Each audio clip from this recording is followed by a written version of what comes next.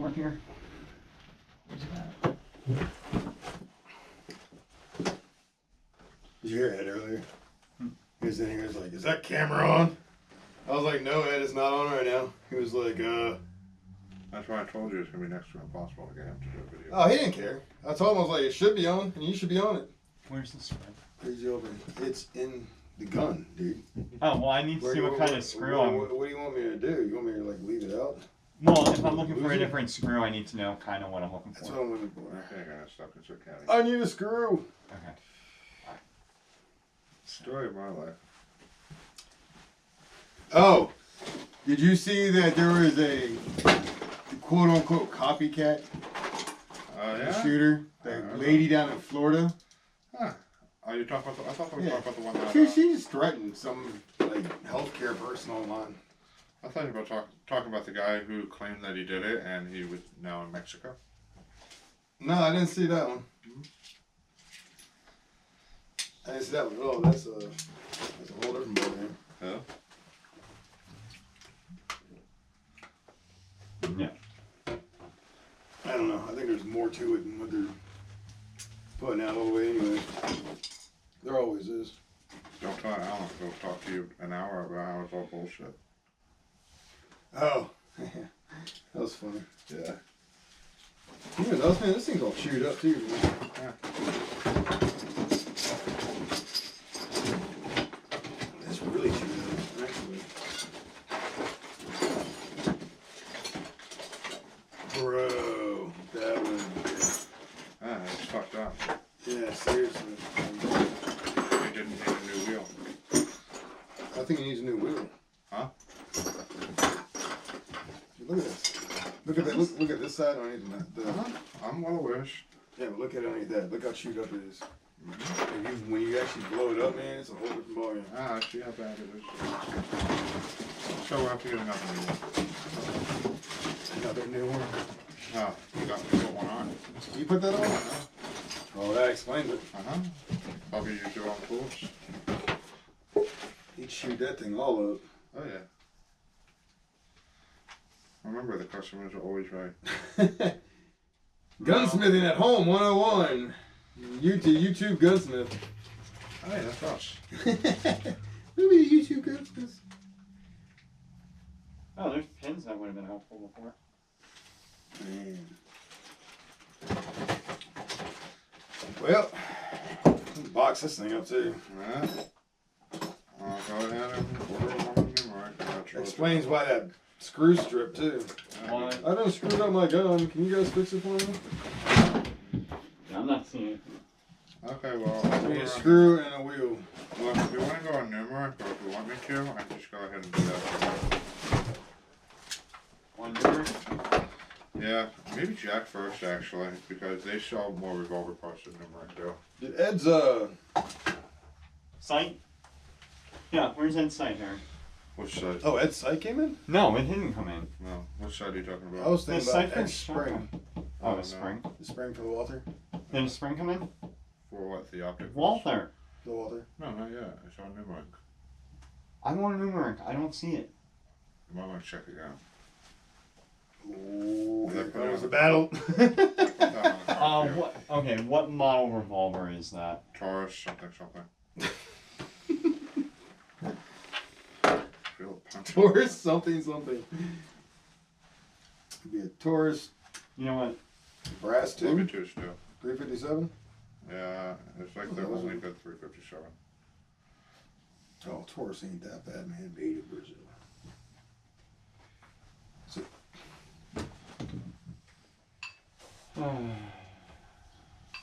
Numeric. Check first. Check first. Stupid name for a gun company. Jack first. Of course. edit that out. Huh? Don't call it none of that company. Oh, are you recording right now? Yeah, it's on. Oh. It's been on. What's up, YouTube people? I didn't know you were recording. Always. Yeah, that's why we edit. If it's Oh, in I there. thought we were doing this tonight. No, we're doing a small. We're doing this now, and then you guys can go back and edit it and take bits and pieces out. Oh, you just don't want to stay. You don't want to be here for hours tonight. I don't blame you. I'm not gonna be here for hours tonight. I gotta go write a paper. Oh yeah, what's your paper about? Ironically, it's an analyzation of a team. Nice. Not this team though, but Oh, shit. a team. Which team? The Redeemed Brotherhood team. It's about their it's just I gotta analyze the paper. It's my last paper for all my schoolwork ever. I'm done. Which creates me a whole lot more free time. Yeah. Taurus. Revolvers. Alright, what's the model on that? That's There a you go, very, customer. very good question. Harry, What? you're a customer. Oh, okay. I'll be right I can give you the serial number. I can give you the fact it's made in Brazil. It's a 357 Magnum. Yeah, that's all I got.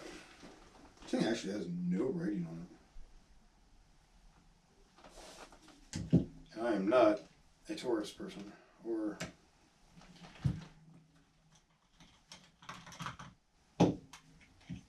make sure there's nothing underneath that I missed. Still Taurus. T-A-R-U-S. Taurus. Don't know how to spell Taurus. No, I always forget That's what that third grade education does for you. Made in Brazil. Actually, there's not a model number on this. This thing's old.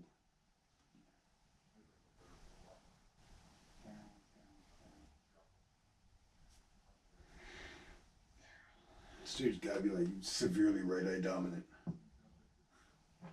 Look at that. Look at those sights. That's all. Well, it might be. Might be off to me or you, but I ain't messing with him unless you ask me to.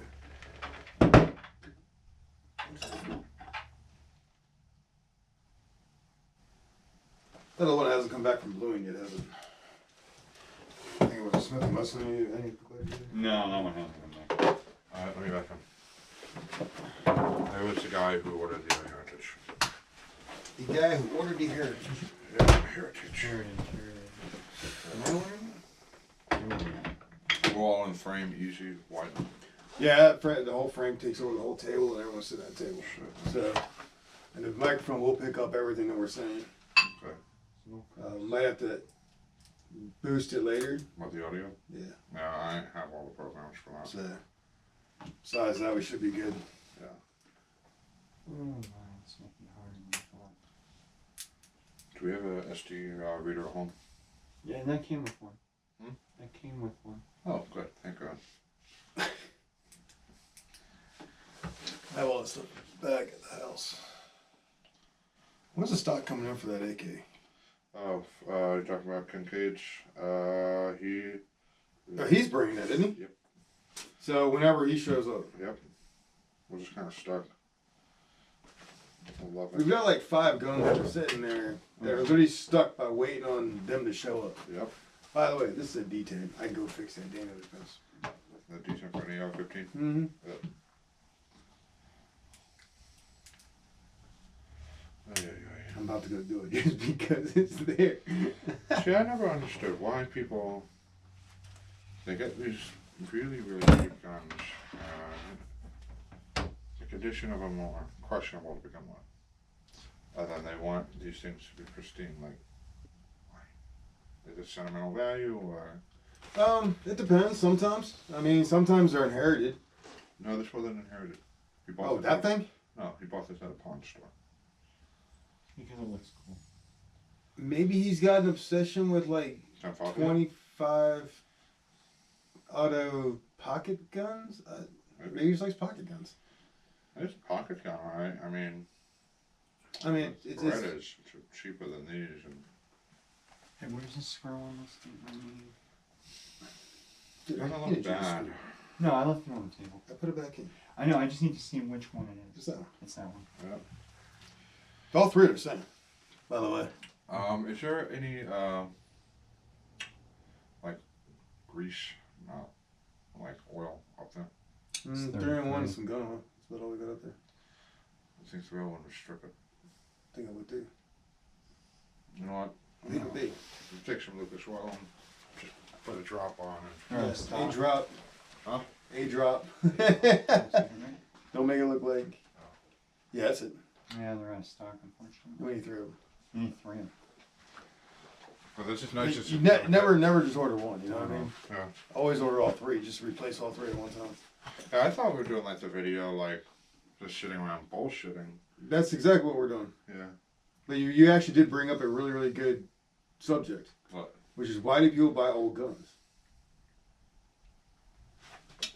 I mean, that's the question. We see it all the time. We're selling them out front all day long. Why are people buying old guns? Why aren't people up with the tech? Now, I get it in some aspects. Like, there are people like if you look at like Dave Canterbury and those guys down at Pathfinder School, they actually do this squirrel hunt. Yeah. That apparently they're going to do annually, which is if you're bringing guns, it has to be from 1890 to 1930. Yeah. So that would be one reason why you would buy an old gun if you're a reenactor or you're reenacting a time period. And Some also, people just there's like also that retro aesthetic, and like people buy older Berettas because they grew up watching shows like Miami Vice or Die Hard. Die Hard.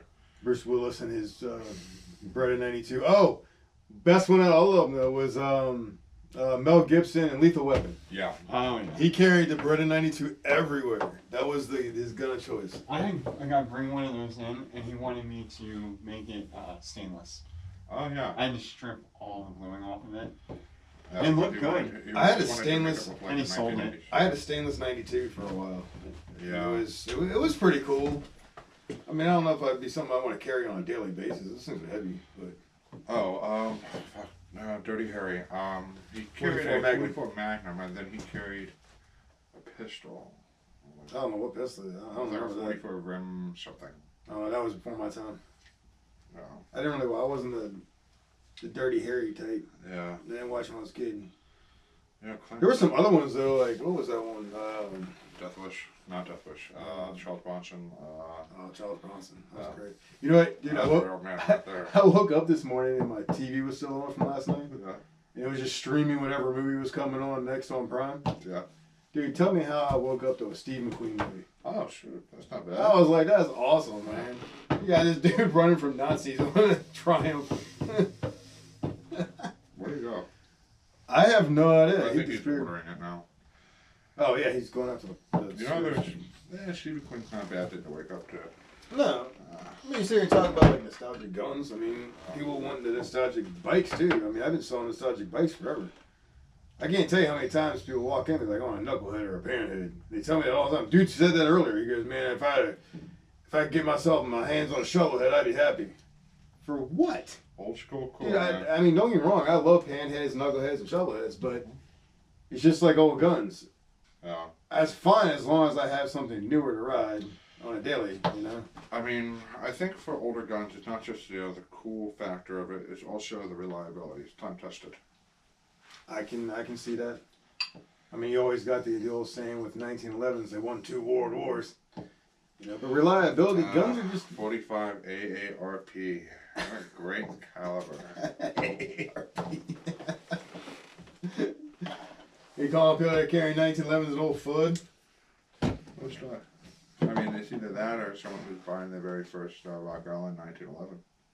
Dude, those things They're actually good. hold up. They're good. great guns. Yeah, they're I mean, great. I'm not saying that it's cheap. They're not something you want to go like No, no competition on, but No, I mean, as a shooter, they're not bad. I mean, if you're gonna buy like a Rock Island 1911, then take the time to polish it. Oh yeah, that's the key to all 1911s. That is fitting. Yeah. Yeah, if you fit it well, it's gonna shoot well. You know, you take your time, Yeah. polish out your rails, and do all the things, and it's gonna fit better. Yeah. If you have a better fitment, you got a better shooting gun. That's everything, though. Yeah, and I get it, but I mean, there's a lot of these old ones now. Like, I mean, I just got into Mausers just because I ran into them, but Yeah, I mean, I carry a revolver, 357 mag. why do you carry a revolver versus I carry a Glock. I'm probably the most average gun carrier in the world, man. I carry a Glock 19. I carry it concealed everywhere I go. And the question is, why would you carry something with only 6 rounds versus having 15? I mean, practical sense, unless I'm driving, most of the time I'm pretty much chilling out or working indoors. I got maybe about 4 or 5 feet in front of me at most given times. I also like the fact that I can interchange between 38 special and 357. If you have to do any type of farming, sometimes you have animals that aren't going to make it, and I'd rather use 38 special than. I keep forgetting you guys got a farm also. Not just a gun store, but you got a farm too. Yeah. How's it looking? It's looking good. Yeah. It's a lot darker. Just a little bit of Lucas oil goes a long way. That's truth. Yeah. So, you just prefer the revolvers? Yeah, it's a preference. Also, I'm pretty good at shooting both hands with a revolver, right or left. I don't have to worry about. A lot of people say the reloading on a revolver is slow. If you practice with the speed loader, it's not that slow. But the problem with revolvers at the end of the day is most people like revolvers, they don't know how to shoot one, because when you put your finger onto it, a lot of people like to just use the tip of the fingers rather than go here and they can click it through. So they use the tip of their fingers and they jerk when they shoot. So I think if you're going to buy a revolver, for most people, learn how to, it sounds so simple, but learn how to actually shoot it, and without jerking your wrist or anything like that. No, practice makes perfect. I mean, there's no doubt. That's like with any handgun though. Everybody, that's the one thing I tell people all the time is like, I want to buy this really expensive Staccato. You know what? That's a beautiful gun, dude. But you're gonna have $3,500 into a Staccato, and you're not gonna be able to afford ammo. Why don't you just go buy something cheaper? Yeah. Go buy yourself a Glock 19. Go buy yourself a Glock 17. Go buy something cheap, $500-600. Yep. And spend the other $3,000 on ammo and sit there and train with it. Yeah. I mean, become efficient with your weapon. Yeah, a Staccato, great. Hell, I mean, get a. If you don't want to buy a Glock, you want to go something unique, go for a SIG. You can't argue that. Or an IWY Masada. No, I If you think can still get one on the market. Yeah. You gotta look at that. You also gotta look at the fact that like commonality is always a good thing too. If you have a gun that's got common parts, it's easy to fix. Yeah, so if you're going with a SIG, like a SIG 320 or a SIG 365, those are two popular things right now. 365 is probably the most popular carry weapon in the United States right now. Are we talking about the Legion or is it standard? Standard, man. Yeah, just 365 in general. Everybody's switching over to the SIG 365. Yeah, I mean, I've never owned a 365. I've seen more of them, more than the Glocks at this point. But I just can't. First time shooter, I just can't see how you could justify the cost of a 365. You're not terrible. Depends. I mean, if you get up there with like the Macro Legion, yeah, man, you're running an $800-900 gun. Yeah.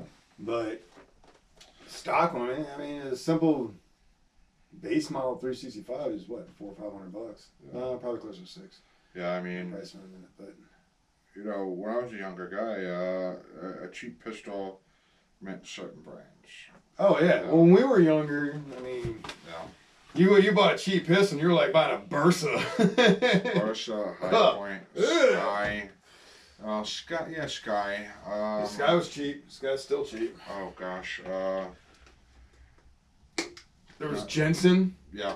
Can't forget about Jensen. There's also the Jennings 9mm, which is basically a big paperweight. Yeah. But now is a totally different ballgame. Oh yeah, market is so saturated because at the end of the day, centerfire guns changed the world. They really did. Yeah, I mean, you know, when Glock became Glock, and then the Gen 3. As soon as that Gen 3 patent went out, man, everybody and their mother started buying and building parts for them. Yeah. You can build a Glock for next to nothing. Build it for cheaper than actually buying a Glock. Yeah, that's true. Wow. Ruger's came out with that RMX. I'd be curious about that, just to see how it fires. I like how they took out the trigger firing mechanism. Yeah. They took all that out, but it's still all Gen 3 parts. Yeah. I mean, The fire group is what's actually serialized, kind of like the SIGs. They copied SIG on that and copied everything else from Glock. yeah. Alright, I'm gonna see if I don't completely screw this up. I'm gonna grab some steel wool. But I just want to do the lightest brush on this. Sounds like a plan. What else do I got around here that I gotta get done today? What? Do I have it? I wonder if I got a handle screw. Hey, alright, so I can't find the screw. They're all out of stock. Okay, well, we can't do much until we do find the screws. Yeah, there's like 3 different ones. They have a brass plated, a black, and a stainless unglued. They're out on all of them. I've checked eBay. I've checked All we can do is Checkers. wait for them to come back in and That's it. do a search, see if we can call them and see. I've got it added to our list when they come in. I Okay, did so the- we got them on our notification, so when the screws come in, we'll find them. Yeah. Just go out and tell them, be like, look, this is a hard part to find. Yeah, it is. And As soon as we find it, we'll be good. I So, can't. so I was talking to Harrison about the fact he carries a revolver. Yeah. And why? Yeah, and then we got into the conversation of guns, old guns versus new guns, Right. which Yeah. was interesting. Listen. You guys being gun shop owners, people are really curious what y'all carry. You know what I mean? So when you sit there like Harrison carries a 357 everywhere he goes, Mm-hmm. and you carry the HK, And I carry an HK. why? I like functionality. I do. I mean, why do you carry your Glock? Reliability. You know, revolvers don't jam. That's true, but also ammo capacity. Ammo capacity, yeah. So that's why I carry 9mm. Yeah, same reason I do. I got a 15 round capacity in mine. It's also a commonality for me. It's like parts are easy to source and Parts are easy. I can Ammo's build it. readily available for them. it's 9mm. Yeah. And you can't beat 9mm. Nope. But You can get it in a hollow point. You can get it in personal protection rounds. You can get them in subsonics. You can get them in anything. it's always interesting to see, like, when you're walking into gun stores and see what the owner's carrying, whether they're going to be. And I hate to say it, a lot of times you can tell just by the age. Mhm. You know. But mostly now, you walk in, and, all these high-end gun stores, all the gun owners or the gun people that are behind counters, they're all carrying SIG 365s. Everybody's carrying a 365 right now. Mm-hmm. I mean, it's the new Glock. We'll see how that plays out. It's going to be time tested, but I mean, I'm looking at the 320. I like 320 it. is nice. It's 320, big. It's big. You know, I just don't know if I'm at the point where I want to go that route. I mean, I've been carrying my HK for so long. It's comfortable. That's how you get one in the store and just shoot it right now. It would all make it what you're trying to sell it. Yeah, I mean, I'd love to get my hands on one and try it out first. I gotta call my brother, but he's got a 365. I'm gonna get him to come out to the range and bring the 365 out. I want to shoot that thing because I'm curious. Well, technically it's his wife's. Okay. Nice. He's got an XD 40 that he carries. He needs a new gun. That thing's a monster. He's finally got to a point where he's like, I need something I can actually carry. Versus Yeah, that's just a a big heaping piece of metal. You know. Yeah, it's too much gun. I mean, it's good range gun. No, it's It's like a home defense gun. I carry a Glock 19. I probably should switch to a 43X, just because they're smaller. Mhm. 365 is a beautiful weapon.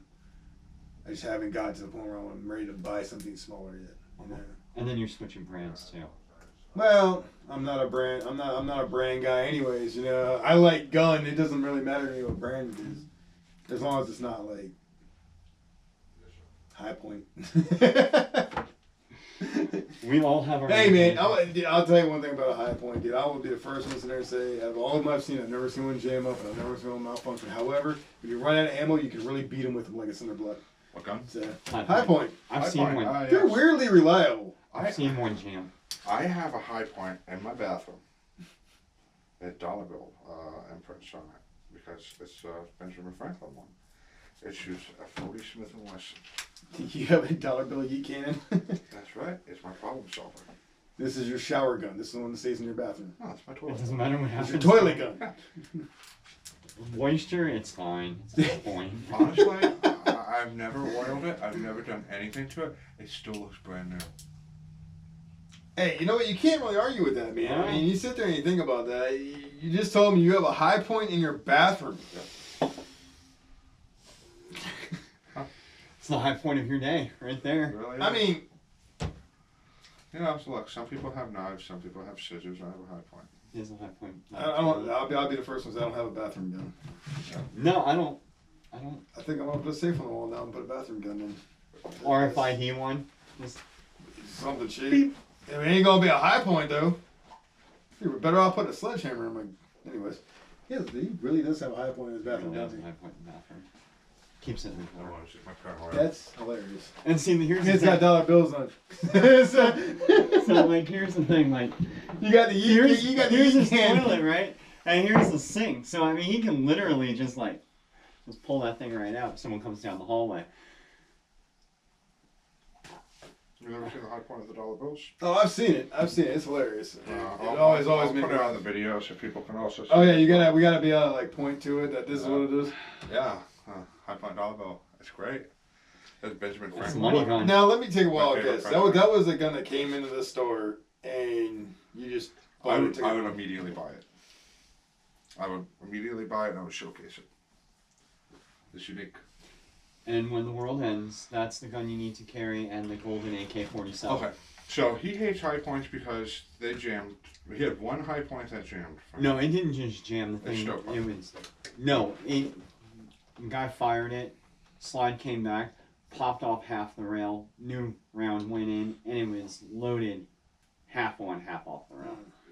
Out of battery, but completely out of that. Did he buy it new or did he buy it used? The I thing don't about know. that is that we sit here, we all play with guns. We all build guns. We Yeah. work on guns all the time, and not one of us can sit here and say that there's a company out there that hasn't failed. Oh, right. There's always a gun failure somewhere down the road. So one time, that's not. It's not bad. It just, it threw me off. No, from, I wouldn't buy a high point because that thing is the most uncomfortable thing that I've Oh, ever you're had right. in my hand. I mean, I've seen. Like, if I wanted to carry around a cinder block, man, I'd just carry around a cinder block. The brick. It's absolutely hilarious, though, you know. So it's curious. I mean, that's pretty funny. He actually likes it. The high point? Yeah. Yeah. And okay. To each his own. You got all these high end guys sitting around here. Nope. What's your favorite gun? It's a high point. High point. Oh, okay. Yeet cannon. Yeet. Because that way, if it breaks, I mean, you're looking at a couple $100, you can get a new one. There's that. There's There's that. I can't argue that. I did not expect that. That guy kind of Especially when he's carrying around I'm a still Dan like- Wesson revolver. He's like, Dan Western revolver, Lieutenant Faglio up there. Faglio, however you pronounce that thing. Yeah. But he's Don't get us demonetized. all right. I did not catch myself on that one. That's my bad. They're polishing that out to make it all nice and shiny. yeah. Take a look. Looks better. It's as good as it gets. It's about as good as that old thing's gonna get. It's alright, girl. Look, he did not pay for a high polish. He did not do Even any if of he that. did, I don't think We're he gonna did have that. to- You can't. We're not going to put this part in the video where I bitch with the customer, but No. But it would have to. Okay, You might first, want to, though, 'cause it'd be kind of hilarious. I mean, that would have to be sanded down. it would have to be completely sanded down, and I'm not doing that because he didn't. It would pay take for that. forever. He wanted a blue. He wanted wanted a a cold blue. blue, something cheap. He was good. So it'll rub off on his hands. So you have high end guns. We have high guns. Who wants to be the person who puts this pen in? Oh, I guess that's gonna be me. Yeah, let me do that. High-end guns. 99% of the time, not worth it. And that's my personal opinion. Oh no, they are like, if you're the type of person who's gonna continue the upkeep on them, Which most aren't. who's going to actually appreciate the firearm, not because of the cost, but because of the workmanship that went into it. I mean, you like Dan Wesson, and so do I. Yeah, so do I. I love the brooms, I like their older revolvers. but it's a really expensive gun. It is. Most people who have Dan Wessons are going to keep them in a case. They're going to showcase them, and they're going to shoot them, and they're probably going to meticulously clean them Sure. because a Dan Wesson broom is how much? $2,000-$3,000? Yeah, they're up there. They ain't cheap. No. No. We got that beautiful Wilson Combat that came in today. That is a gorgeous gun. And I've that been trying to was- sell that thing today too. I've been watching it. It came in today. Get it out of my case before I buy it myself. Yeah. Well, I mean, come on. I would if I could. I would. I wouldn't a heartbeat. You gotta be kidding me, man. Yeah. That thing's gorgeous. But you're looking at $2,400. I know. Yeah. I know. Well, $2,400 retail. The rest is a little bit different. A little bit. Even at that, I mean, it's a beautiful gun. Mhm. But are you gonna choose? Am I going to carry that every day? No. No. God, just carrying it daily, you're gonna have to depreciate the value of it. Like I'm a never car. worried about the value. I've been just being too worried about it being on my head and banging into something. Well, that comes down to the next category is when you're carrying Well, expensive weapons. since we're on the topic of expensive guns, and I know this is gonna sound, this is probably instantly gonna get us demonetized. What's up with every shooter in America having the most expensive gun ever? Like, the guy in Texas, he had like what, 2 Daniel Defense rifles or something. Oh, you're talking about like the kid that had no job and had a Daniel Defense rifle. Yeah, that's I work my ass You're off, that man. see that falls under the like Alex Jones conspiracy theory factor of why are all these shooters have these really expensive guns? This safety's not safe, bro. Is what? It's not safe. Oh no, I think it literally came that way. You think No, I'm or sure you it know? did. It did. I'm just saying it's It's probably been, that gun's probably been used so much, it's just worn everything down in there. it's completely worn out. Yeah. I've had it completely apart. It is completely worn out. Yeah. Which goes into that whole old gun. Yeah, I mean, you whole can't even kind of replace that part. I mean, you can replace the part, but it's going to do the same thing. Good luck finding that part. He's right. Yeah, I know. Seriously, Temple only has 25. I already looked for parts for this thing. No point. But yeah, anyways, Las Vegas shooter.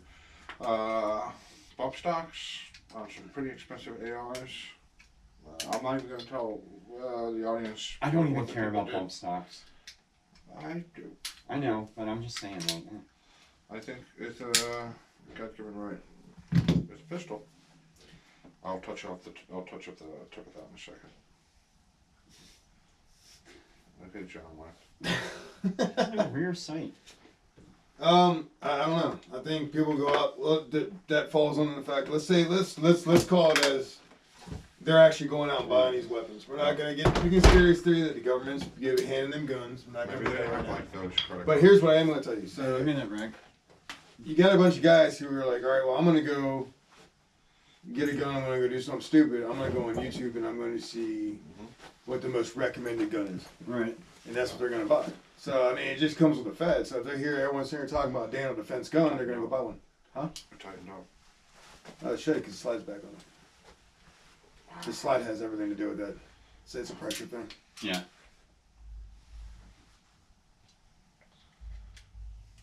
Holy crap. She works. She's the beaut. So What do you do? I'm just putting a drop of oil on. I've been doing that for like the last 20 That's years. helps. No. be careful oil in that thing. Not too much. I really don't want to go off the finish line. Another one bites dust. Yay. Another one done.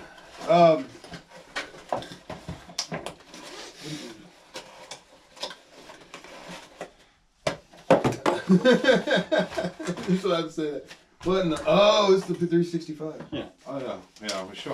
238, 238. Don't we have a part coming in for this? Yeah, we ordered them this year and all that on Numic.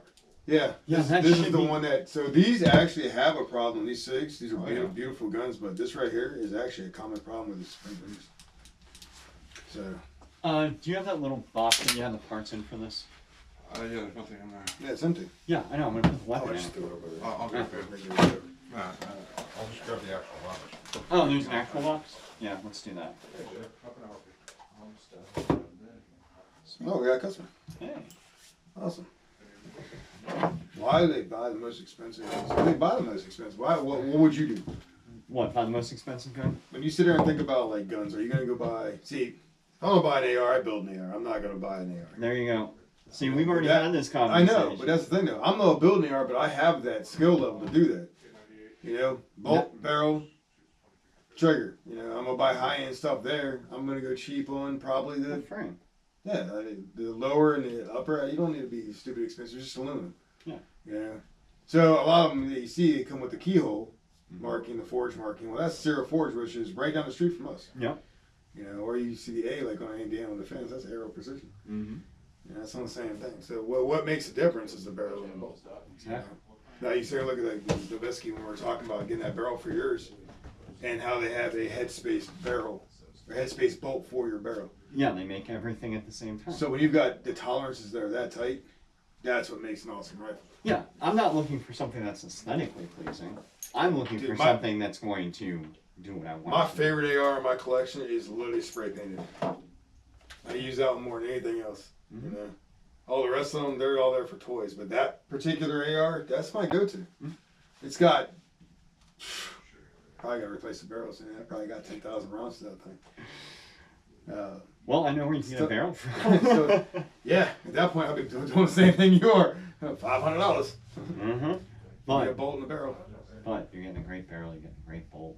Oh, absolutely. And that's the if I was going to dump the money into a gun, that's where I dump it into. Those are the important.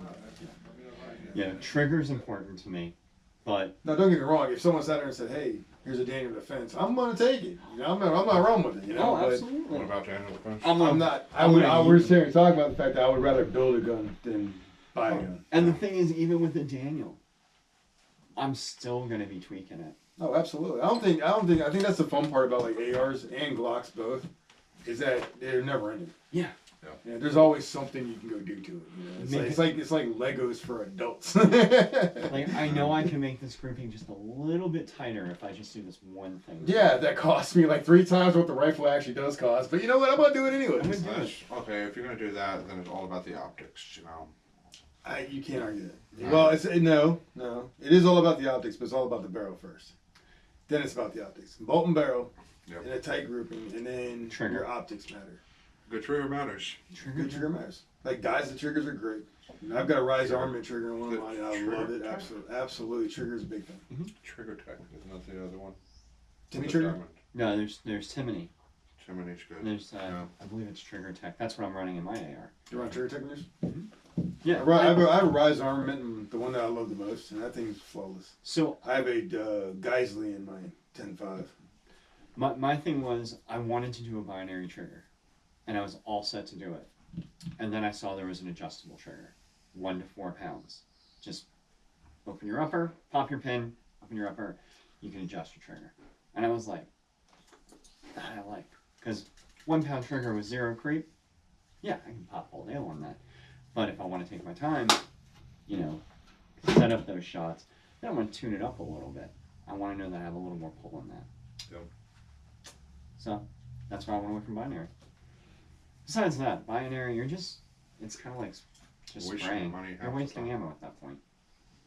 I mean, I'm sure they But have it's fun. fun. Of course it's fun.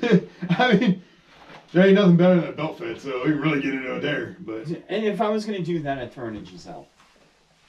Get the tax stamp, Giselle, full auto trigger. Right? can't argue that. so Mount that thing. Have your I don't think I want box. to do an AR though, man. Just- If I'm gonna go that far, anyways. Box fed. And just cut down a I tray. saw one this morning that was a belt fed upper for an AR. So I'm gonna say something weird, and And that's sounds like- abnormal how. It's for not. me. It's not. It's not.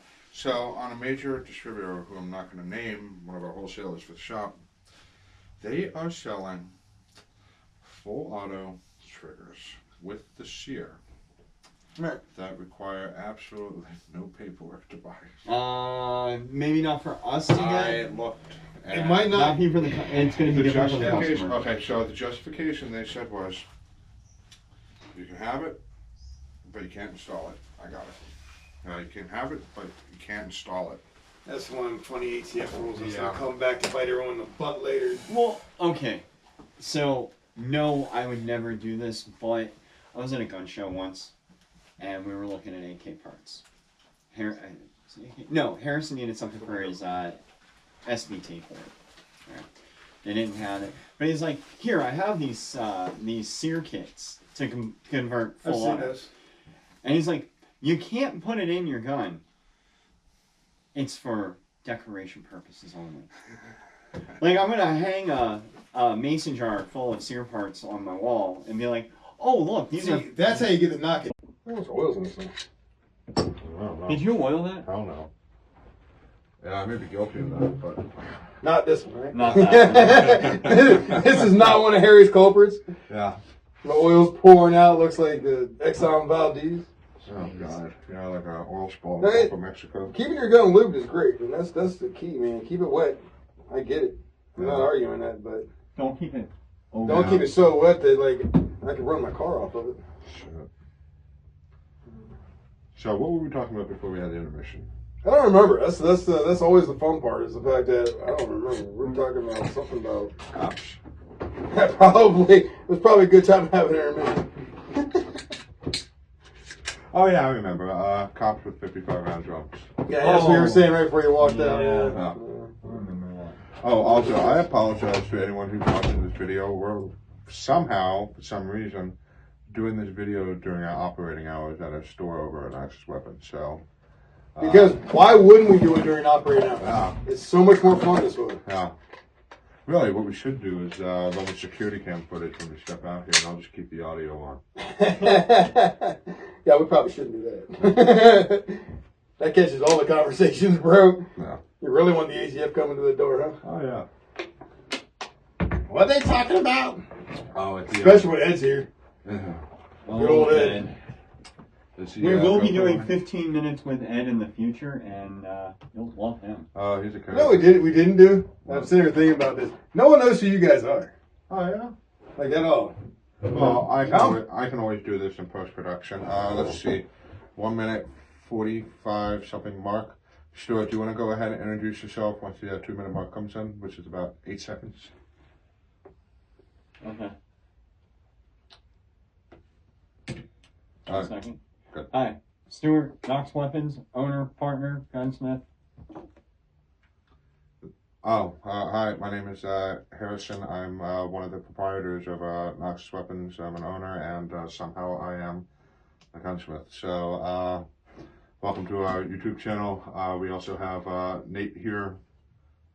He is currently working on AR. You can see this by this big black GoPro thing, which we'll be showing on the video as well, probably in about like 5 seconds. So, he'll give a rundown. Probably have him talk in post so that he can show what exactly he's doing. We will probably most likely be doing a lot of gunsmithing while talking, so you guys get to experience the joys of us dropping every little pin, losing every little detent spring, or complaining mostly. It's going to be a lot of complaining. I hope you guys are ready for a lot of complaining, because this is the channel for that. This is what we do. Yeah, this is what we do for a living, besides selling guns. And Harry complain all the time? over-oiling weapons. And also YouTube. We're not advertising selling guns on YouTube. Please don't instantly demonetize us, which I already know you guys are going to do anyway. We're gonna get shadow banned. Yeah. Yeah. Hopefully, when he said that, the Shadow Band, maybe we'll get a sponsor with Raid Shadow Legends. Shadow Systems. Listen, we love you guys. Right? Yeah, I have no problem like running some Shadow System stuff, dude. That's No. bougie Glock, man. Yeah. Details, man. We should do. Well, kind of. We should. I do, procured one. We should do the wall of bougie guns. Oh, the wall of We bougie should guns. do the wall of bougie guns. That would be actually kind of entertaining. You hear that, future sponsors? We need money for a wall of bougie guns. Just send us your bougie guns. We'll. Yeah. Send us the most bougie guns you own that you make. We will definitely test them out. We like bougie. Speaking of bougie, have No, you guys... it's not bougie. It's bougie. Bougie. Bougie. Bougie. Bougie. No. Yeah, speaking of bougie, Bougie. whatever. Speaking of fancy stuff like that. Have you guys, and I know you've seen one, and I know you've seen one, so I'm just going to pretend that you guys maybe have not seen it. The FN CC9 Edge. Yeah, I told you about that gun. Yeah, I know. It's a great gun. It's very fancy. I think Colin Noor actually did a video review of one a couple years Oh, back. sure. Yeah. There's a review of everything. I like his channel. Mm. Good guy. So, yeah, cops with 55 round drums. Can you imagine that? Like, I've never seen a cop with a 55 round drum in a Probably a in a, reason for that. yeah, no, I'm just Yeah. saying on their Glocks, you know? Like, they're just walking around patrolling, pants dropping down to their ankles all the time.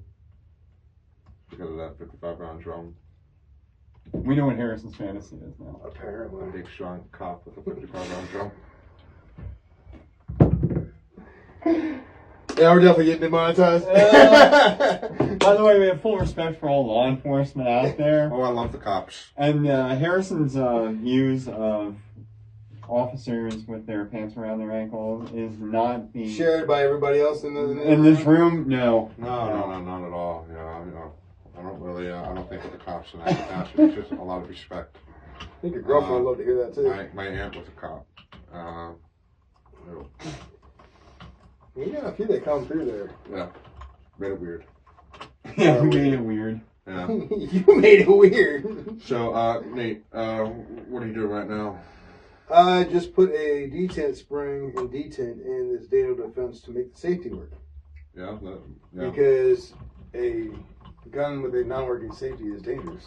That's right. Well, it depends if you keep your finger in the trigger or not. Yeah. No, No, safety So first. our goal now is to. Well, look, it works. Sweet. Problem solved. So we will put that back on the shelf. Still waiting. I got to bring a new optic that he wanted to put on there. Yeah. Instead of the EOTech that's on there? No, go ahead. I'm actually kind of shocked. It's either that he wants to put EOTech. I think he wanted to put a magnifier on top of EOTech. He wants to Right. put the EOTech forward, but I'm waiting for the magnifier to get here. Yeah. So that was.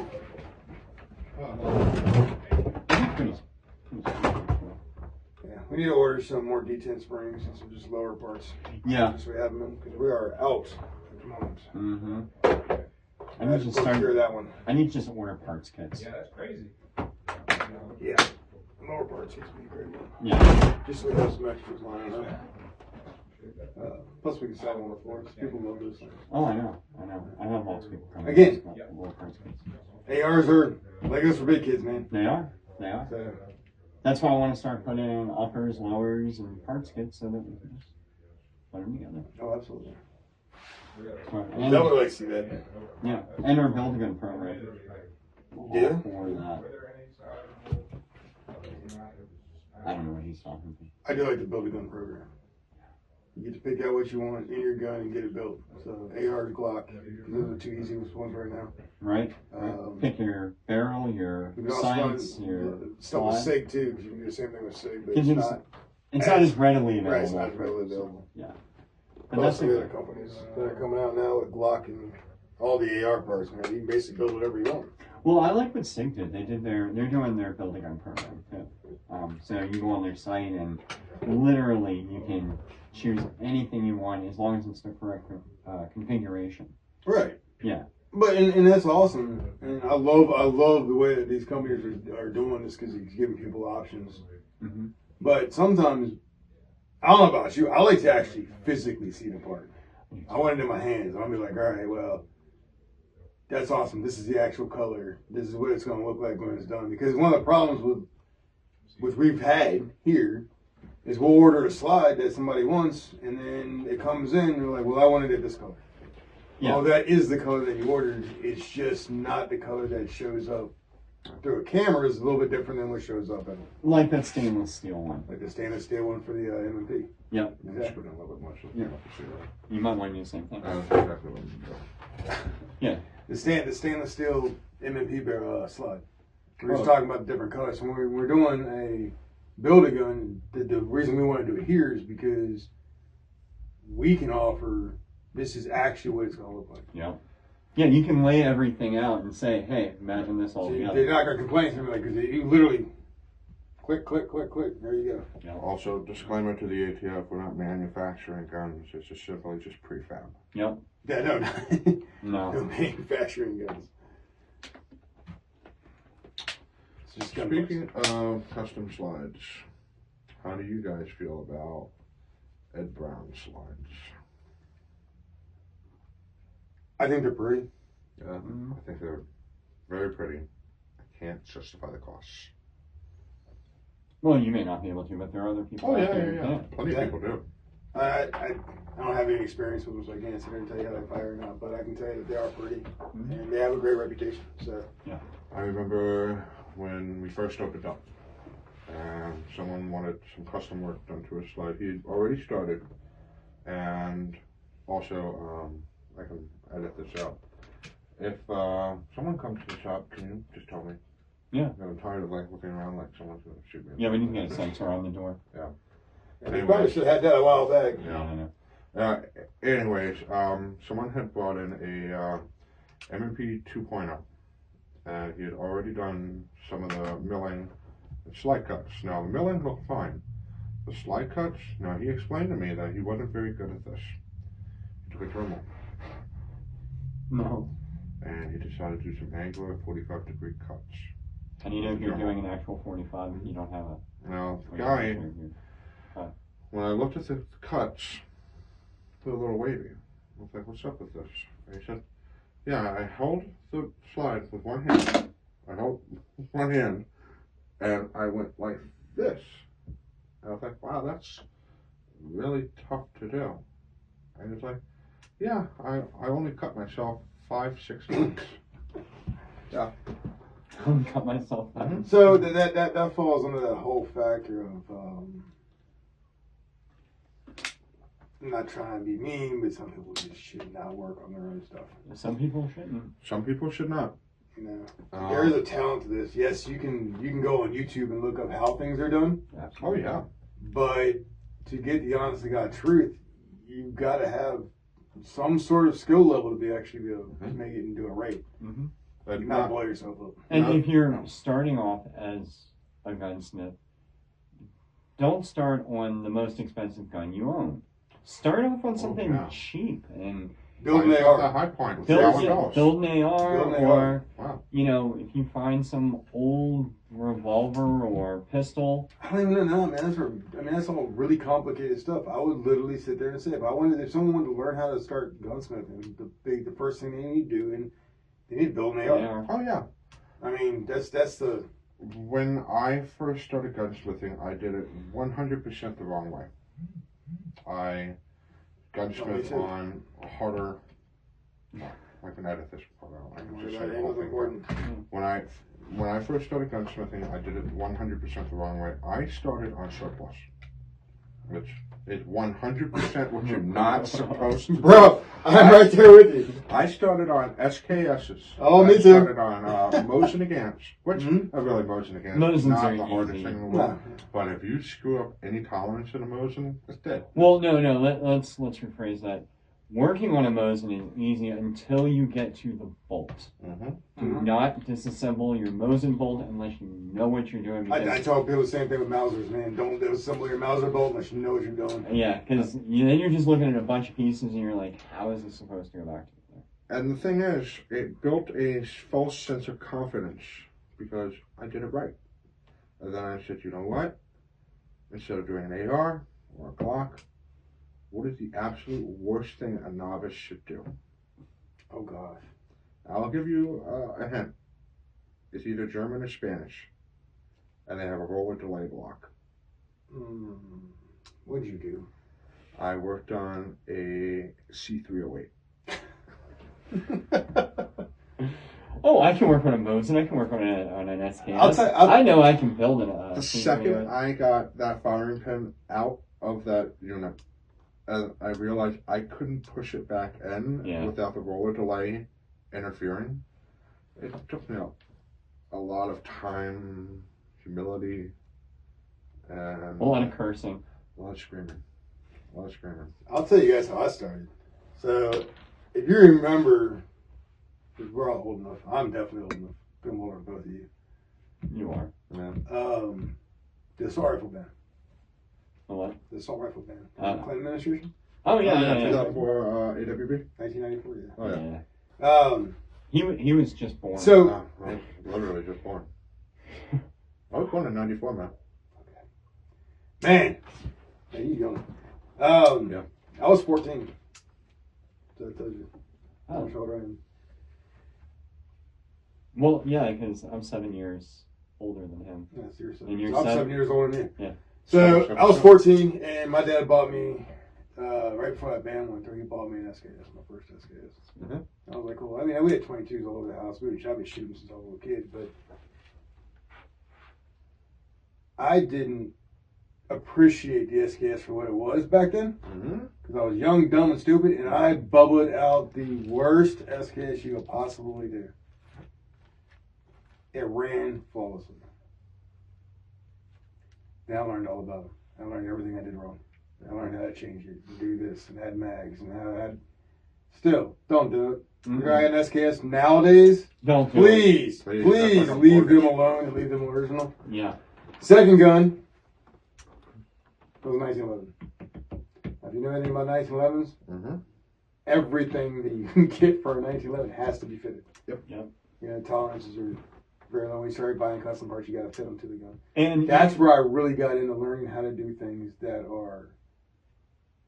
have extremely tight tolerances. Mhm. You know, and that was really what taught me. I Yeah. started building a boatload of them over and over and over again. And if they're Colt 1911s, you gotta know which year it was manufactured if you're buying parts. Because if you're doing the conversion kit over to the 22, Oh yeah, I if remember it's that one. not the right year, and you're like, oh wow, I found this at a Oh, yeah. yard sale or an Yeah. auction, Yeah, and I want to government put model. and I want to put this on my Colt. Then you're doing what I'm doing. You're calling Colt for a customer going, this part, this weapon. No, it's not gonna work. First gun I professionally did was, oh my god, don't worry, this won't be on YouTube. Oh, the Browning shotgun, the semi-automatic one. The fuck, which one was that? You know, if you're gonna have a story, you know No, what you're I- gonna talk about. No, I worked on it. It was the first gun we ever had in the shop to work on. Browning Ace something. Yeah, I felt bad for that guy too. He really wanted that 22 conversion. It was your problem. I can't do it. That's what mine's recorded. I can't do it. What do you want here? Look up Browning semi-automatic shotgun. I've had a lot of fun building guns over the years. Mhm. And I've done a lot of them for a lot of friends. Like they come in there, they want something simple done. Or I can't even tell you how many ARs I built over my lifetime. I can't tell you how many ARs I built in the last 6 years. Friends will come and go, hey, I want this barrel and this and this and this. I want this added. Yeah. So yeah, anyway, first gun I ever worked on professionally for the shop was a Browning Auto 5. Semi-automatic shotgun. Guy brought it in. He said, it just won't cock back, won't do anything. And I've done some semi-automatic shotguns in my free time. I have never worked on a Browning before. And it took me a couple days longer than I thought it was going to do because, again, as far as experience goes, that's something that you learn on the way you go. Because if you've never worked on a specific model of a gun and you've worked on something similar, you've got about 85% of the picture. And then that's where a lot of YouTube can be useful, but it can also be absolutely detrimental. Because there are a lot of people who know exactly about that gun and they do it so skillfully, and you're following along. And they make it look so easy. And they're like, yeah, there should be no resistance when you do this. There should be absolutely nothing. And then you're like, what am I doing? And I did that a lot with that Browning. And now, yeah, sure. I just won't ever work on them again. See, when I started gunsmithing, there wasn't a thing called YouTube. No. It was you got to figure it out and go hang out at the gun shows and talk to the gun dealers, and Maybe they'll show you something. you learn something. So I started going to. I mean, I've been in gun shows since I was 12 years old. My dad's an Army surplus dealer, so I was literally in the gun shows talking to gun dealers and gunsmiths and my entire life. I've hung out with them. And you're a kid. They're like, yeah, I'll show you. So I was able to get in that niche at a really young age. Yeah. And it was basically because I was a kid in the gun show that wanted to learn. And they were all like, yeah. So what I find really funny is the SKS. You said that was your first rifle. That was my first. That was the first rifle my dad bought me as for my own rifle. Yeah. See, the SKS was my first rifle I ever purchased. First rifle I ever purchased was the 308. Did you have like a Yugo or like a Norinco? Oh, I had a Norinco. Type 56? Type 56, Yep. that's right. I Bright- still have a Type 56 yeah, in the house. I have a bright Type 56 orange. carbine at the house. Yeah, bright orange, yeah. Did yours have a slam fire? No. You got lucky. Mine slam fired all the time. It'll slam fire all the time unless you take it apart and actually clean it. What happens is the firing pin gets stuck. Mhm. You know? There's actually a trick. There's a trick to that too. You can actually get a spring firing pin, but that's for a whole other situation. I learned a whole lot about those over the years. But I had quite a few of them. You couldn't buy an AR back then. Oh, yeah. You weren't buying an AK at that point either. Mhm. You know, that was those didn't exist unless you had. You go through the ATF to get it. A simple AR. It was absolute garbage. Oh, yeah. Yep. But To our younger viewers, it was probably about like 10 years ago. Maybe, don't quote me on that. It used to be, in order to buy an AR or an AK or any type of semi-automatic rifle, you had to show 2 forms of ID and a proof of it residency. was 20 years ago. Yeah. Because I think they dropped off. If I remember correctly, they dropped off that the assault rifle ban dropped off during Bush's administration. Yeah. Well, Bush number 2. So that would have been. I want to say it was around 2004. Oh my God. So it was like a age is 10-year. showing Dude, I'll be honest, man. I remember when that having bill to do first that. passed. When that bill first passed, dude, we could not keep surplus on the table. Yeah. People were just handing us money hand over fist because everybody was paranoid, and the paranoia went through the roof. I said they saw the only time I've ever seen more guns being sold in a single year was 2020. That was the gun sale of the century. Mm-hmm. Unfortunately, we started 2021. a year later. Yeah, we started a year after that. 2021 wasn't bad either, though. It wasn't bad. No. So if 2021, what you needed in 2021 were Glocks and ARs, man. Everybody was buying Glocks and ARs. Yep. More guns sold those years. That's one of the reasons why ammo shortage went through. But everybody bought guns, man. And they bought the ammo for them. Let's talk Nobody about keep the up. ammo shortage.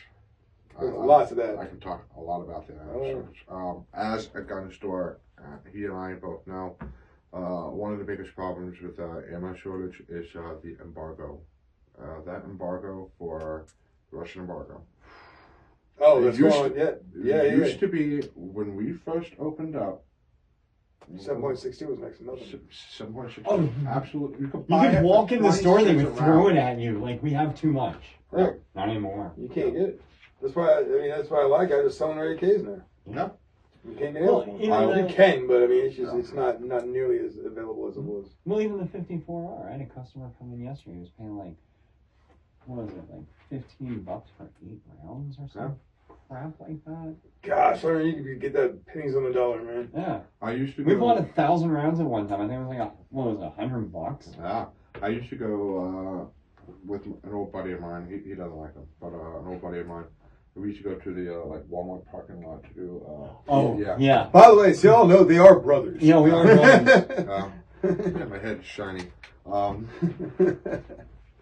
We used to go to the Walmart parking lot because he would just go on like Craigslist or like Gun Sheep or Ammo Sheep or something like that, and we would just walk in with like maybe $200-300, and we would fill up the back of his crappy car with ammo, just boxes, crates of it, and then that was just like $300, yeah, and it wasn't like cheap ammo in today's world. It's like 6.5 by 55 millimeter Swedish, 7.62 by 54R, and 6.5 Carcano, and You name it.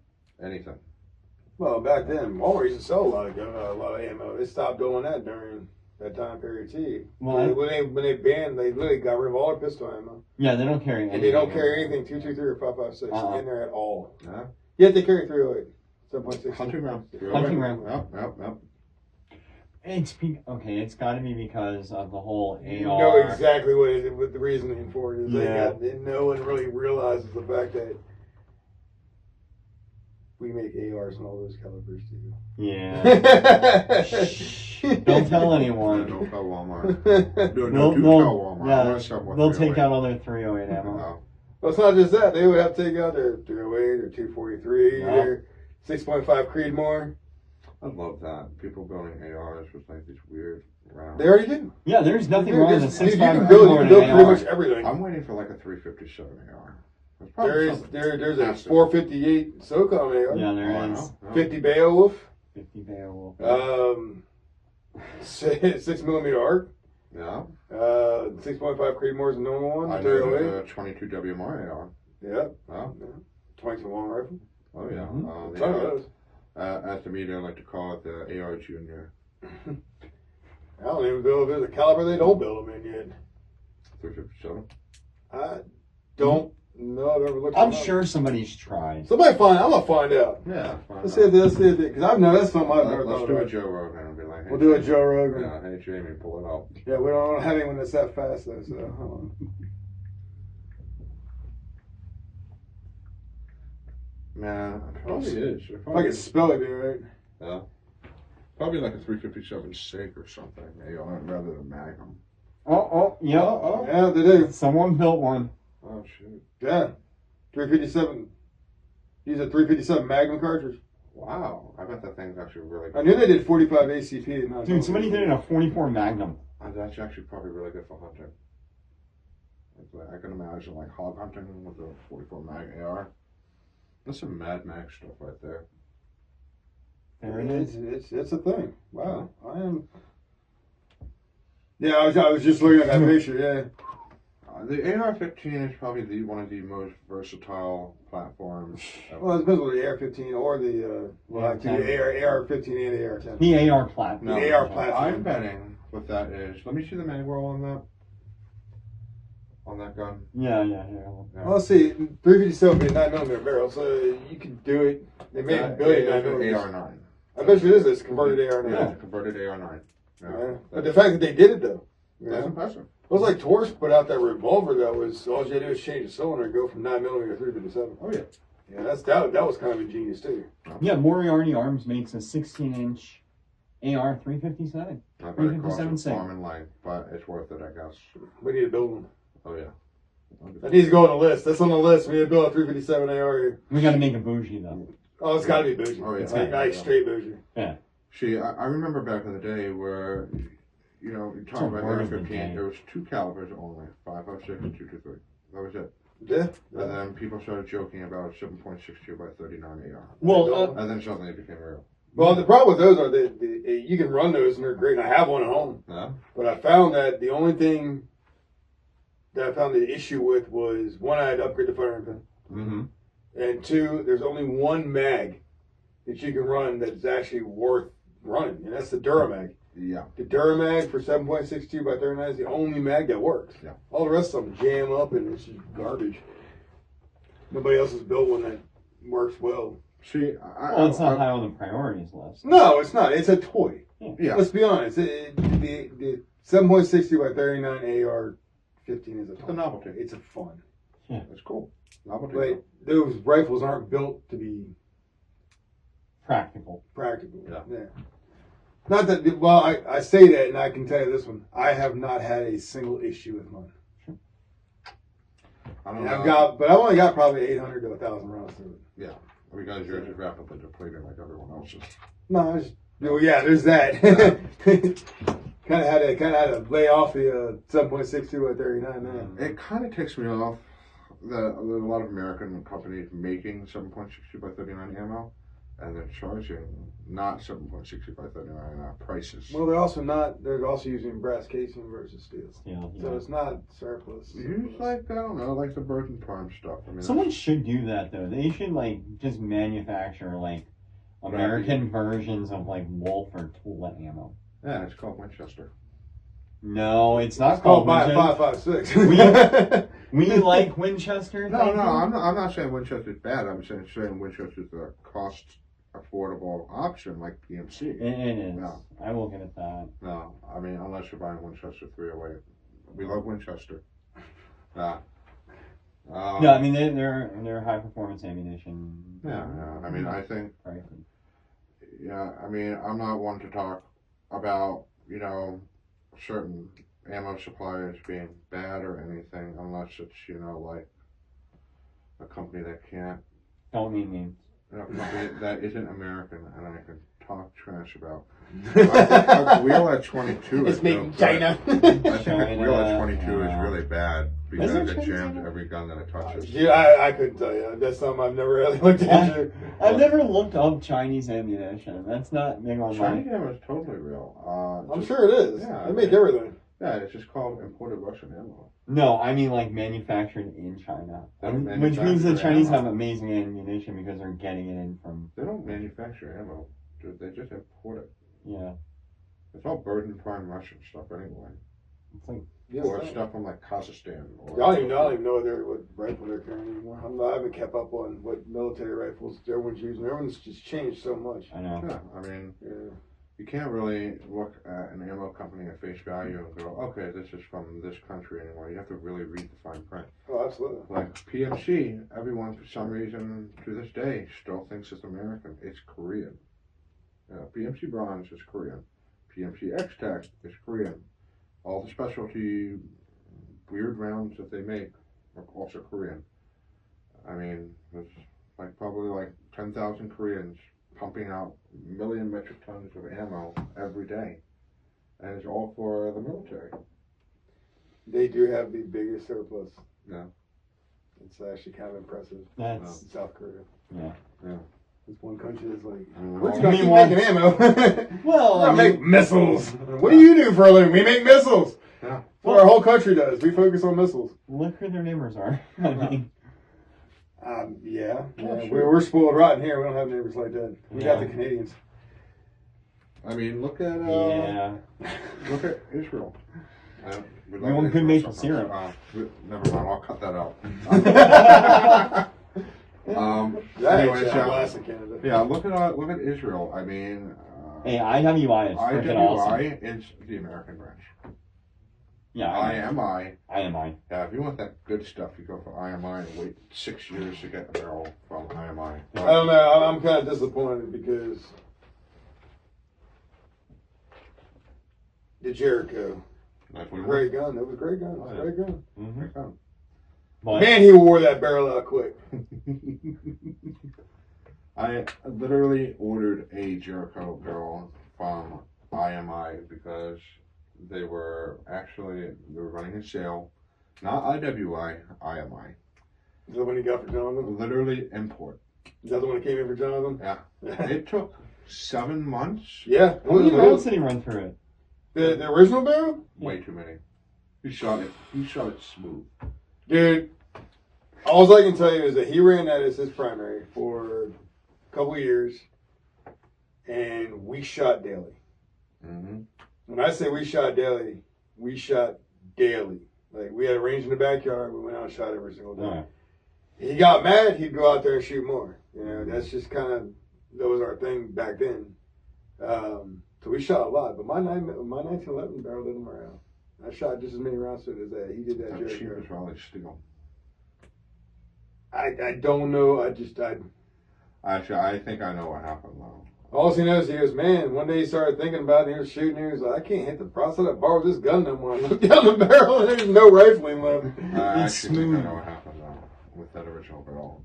Is IMI is and even IWI is notoriously fickle about solvents in the barrel. It's possible. Yeah, they're fickle.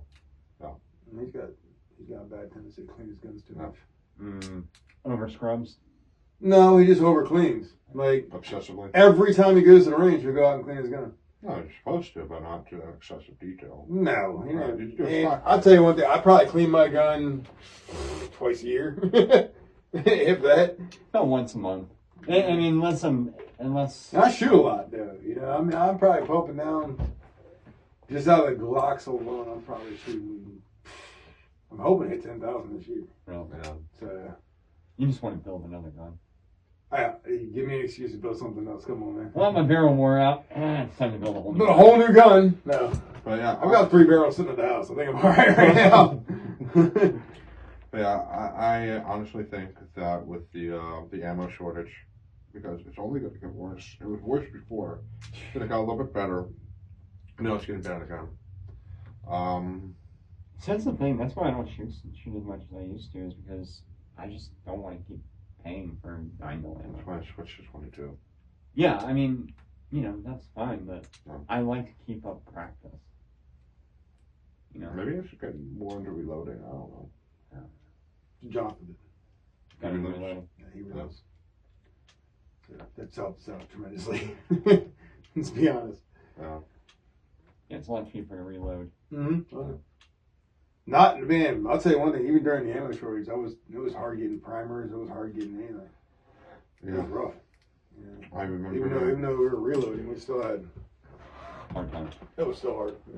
I remember right before the ammo shortage, it was easy to buy primers and like 100-round box. Now, at any distributor, you cannot get a 100-round box of primers. They're only going to sell it to you at a 1,000-round count only. You got to pay 100-something bucks every time you get primers. And Well, 1,000 primers. 1,000 primers, but still, it's not a deal.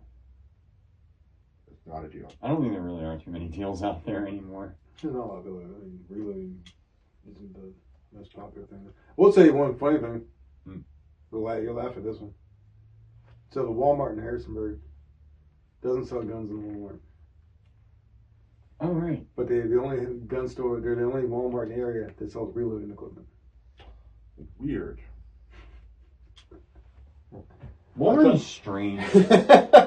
I walked in there one day, I'm like, I'm gonna go look for a rifle. Walk back, I'm like, they don't have any guns. Okay, well, I've seen other stores that like that, because I've traveled all over. But then I look over and there's like a whole cabinet full of reloading dies. I'm like, I've never seen reloading dies in a Walmart, ever. This is still, to this day, the only one I've ever seen like that. Weird. But I guess there must be a thing in Harrisonburg. I think it is. I Something think in the reloading must be a big thing over there. Something in the algorithm. Well, goes, it's "Huh, there's a lot of Rockingham reloaders in County. there." There's, a lot of Well, there's a streets. lot of hunters and there's Yeah. a lot of farms out there. So. Yeah. Yeah. Harrisonburg's also in the middle of nowhere. Yeah, it is kind of a town in the middle of nowhere. Yeah, it's an island. Yeah. If you're in Harrisonburg, then, JMU. Man, you drive 5 minutes either which way though, man. You're out in the field. Yeah. I don't know. Walmart as a place, I try not to go to. Yeah, I understand that. Yeah. That's just people. It's not even the people. It's Not just people-y? walking in a Walmart. It's like it's almost makes you feel dead inside Walmart. We gotta edit this out. No, Yeah, I you don't. gotta- Walmart's Yeah. never going to sponsor Yeah, us. Nate, don't show your face, man. Yeah. Um, Say how much you love Walmart, and then you won't, Yeah. immediately get fucked. So, anyways, on Yeah. another note, you're sitting here talking about like big box stores versus like, I mean, everybody goes online and orders by anything now. Yeah. All your clothes come from online. Everything's online. Oh yeah. And the brick and mortar is dying quick. Oh, it's dying quick. And we're brick and mortar. And I don't get it because, well, I do get it. People want convenience. They want, they don't want to leave their house. I like to lay hands on anything I'm buying. It doesn't matter if it's a gun or clothes or anything. Well, I like to that's- feel it. That's the other thing, man. It's like trying to find stuff made in America is the other thing. Yeah, I know. You can't. Like you go out to what is that? Shenandoah Market out there in Harrisonburg. You walk in there, you go talk to the leather guy. He sits there and makes his cowboy hat right there in front of you. Yep. You know what I mean? And you don't get that kind of quality going through Buddy Bezos over there at Amazon. No, yeah. When- Well, it was funny. Not that I can down Amazon. No, They're a huge I company, you know? use Amazon. I do too. But Well, no, this was funny the other day. So, my wife is getting Christmas gifts, but she ordered herself a pair of shoes, and she got Uggs. And Nice looking for some reason. so she gets them, they ship them to the house, because she bought them online. And she looked, and it says made in Vietnam. And she's like, she's trying to be basic white girl, and then they'll be like, wait a minute, this is where I'm from. my wife is Vietnamese. She just moved over here from Vietnam, and now she's like, I want. now I'm buying stuff they make over there. I'm like, yeah. What did she think about that when she actually saw it, though? What, She didn't the- know? She didn't know they were made over there? She didn't know they were made over there. They don't list all their factories over there. Oh, I know. Yeah. They hide that shit. No, it's not like it's a sweatshop or something. But That's yeah, it. she's like, I just buy something they make in my own country, and I'm like, yep. Because we don't make anything in the United States. Oh, no, we do. That's We just do. not- Yeah, there are some awesome companies out there still to this day that are making some great stuff, man. I mean, But not Uggs. Well, it depends. Like there's boot companies. You know? I mean, there's plenty that are made in the U.S. People just don't realize it, or they don't know. Well, I think. And then there's like some really cool small companies that are made. yeah. You know, like it's like buying a knife. You go buy a knife. You can buy a knife off Amazon for next to nothing. But if you want a high quality knife, you're gonna buy a U.S. made knife. No, yeah. Or you get yourself like a Norwegian. No, you can go that route. But U.S. made some really nice knives. Oh, Like, yeah, Kmart, that's made in New Spyderco, York. that's what Yep. U.S. Spyderco's still U.S., right? I believe most of it is. The only No, it's like Gerber. Gerber has two. Mhm. Like you'll either get, you gotta watch them because you'll get like the U.S. made knives and then they have their overseas made knives. Yeah. So Yeah. Gerber's got both. Benchmade, I mean, yeah, sure, U.S., but I'm not going to buy Benchmade. They're a little pricey, but they're worth it, man. Nah, not about, it's not even that, they're just anti-Second Amendment. There's that. They literally got in trouble for being anti-Second I don't know nothing about that. So I Nope. don't carry Benchmade either. I carry Leatherman. I have a couple Leathermans. I like them. Leatherman is basically like the unofficial knife. Yeah, I have some custom knives of at the U.S. home. military. I carry a K-bar, No. harpoon when I'm out in the woods. Actually, I have it here. It's with me. So So, it's helpful. Yeah. This is an American made. This is CRKT. Yeah, look, But it's, that's great. it's made in Taiwan. Can't go wrong with those. I mean, No, I mean, you really relatively can't. They're inexpensive. good knives. so that's an American made knife. Oh Made in the yeah, USA. That's a Taiwanese made knife. American's bigger. Knew that was going to happen. Yes, you know. This is 1095 steel.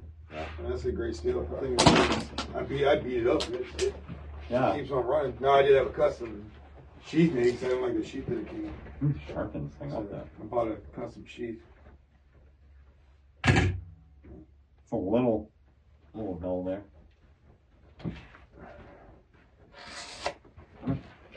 Oh, That's not paper. That's cardboard. Yeah. That's cardboard. clean cut. You got blue in all of your fingers. Oh, sin. I got it off in time though. You can do what Harrison did. No, yeah. You know what he just get? This how you get This cancer. one right here grabs, starts blowing earlier and grabs some random solvent. He doesn't even know what it is. I don't even know what this is, but it burns my fingers. Flames are blowing right off. But it cleaned my hands. It's perfect. So when you start talking about American-made products or products that are made in the USA, you sit there and you look at like even our guns the same way. Yeah. You know. H&K is German, well, obviously. However, H&K is not even really German, and it was not even German when they first started. Spanish, and then that's a whole topic. Do you realize HK's got a factory right here in Virginia? Yeah, they do. Sterling, Virginia. At least they Um, used to. It was in Lyon County. Props to H&K. I carry. well, Just saying. And Glock's made in Austria. Glock is made in Austria. Springfield's made in the US. I love how Some the of us origins limited. of Glock started, because it's almost mythical at this point. Nobody really knows. It was a Kept high point of stolen. time.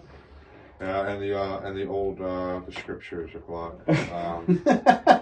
We Gaston, go back to the ancient text of Glock. yeah, Is that, Gaston Glock? You know, when he was creating that Gen 1 Glock, shot every Glock that he designed with his left hand. You ever hear about this? No. Yeah, he shot every Glock with his left hand, so if it blew up in his hand, he always had his right hand to work with. Yeah. Yeah. He's an innovator. That's actually like kind of cool. Yeah, I know, right? No strings. I don't care if it's gonna work or not. As long as it takes this hand off, I'll be alright. Didn't care. He always shot them with his left hand. And that's why every Glock doesn't have a safety. I'm kidding. Glocks do have safeties. That's trigger safety. Trigger safety, that's Yeah. it. No, Glock Gen 1s actually really did have a major problem with blowing up the user's hand. I don't know. The first generation Glocks, they were not safe. That's what they got their entire reputation of being reliable from, was Gen 1 Glock. Yeah, they That used was to be long before called, Gen 3. back in the internet, they used to be called Glock nades, back in the day. Seriously. I don't know if that was because they were actually Look blown it up. up. Look it up, because I'm curious about that, because It used to be they called got Glock- their entire reputation off the first generation Glock. Yeah, Being Glock completely nades. reliable and indestructible. Back in the day. Someone's Now Glock go on the forum. Glock forum, the ancient text of Glock forum back in 2014.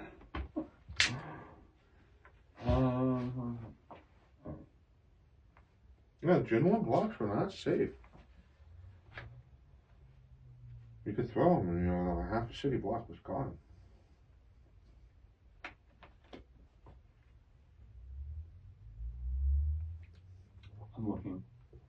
I'm looking too, because I'm curious. I've never Yeah. heard that. Mm-hmm. Ever. They actually had a really spotty reputation back in the day. That's not what I'm reading right now. Oh yeah? I'm reading the complete opposite. What, you're reading about Glock nades? No, I'm reading about was Glock safe and genuine Glocks, and the answer is yes.